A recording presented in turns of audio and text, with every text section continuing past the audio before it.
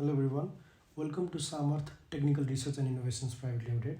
So in this video, I'll be showing you how you can access your command line using DAT. And on this example, I'll be creating a batch file or BAT file and I'll be executing it using DAT. So for that, what I'll do is I'll create a BAT file and I'll name it test.bat. And inside this, I'll just write a simple script. What it will do is it will just echo hello world and just pause it. Now inside the main function, what I'm doing is I'm creating a main function, and inside this I'll pass the path, and in the path I'll give it a path to our bat file. Then I'll create a try catch block. So print will not be executed, and on this I'll have to make this main function asynchronous. Then I'll be using process for it. So what I can do is process result equals to await process. So process dot run.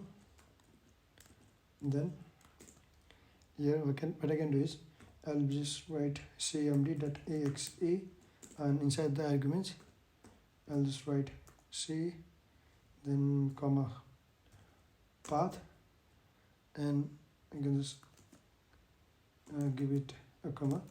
Then on run cell I'll pass it true.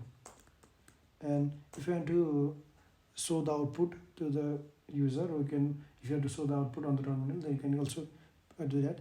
For that, I'm just writing a print statement, and I'll just give it output, then result dot std out. So what our code would do is so this basically execute the bat file, and it will show your output on this output print statement. And if you want to also show the error message, then you can just write error and std error. So this is for the error message and this is for the output message. So in this manner, you have created a simple dart file that executes the bat file or access the command line. So if you want to execute it, then I'll just open the terminal and I'll just write dart main.dart, and as you can see, the output has been printed, and since there isn't any error, so our error print statement is empty.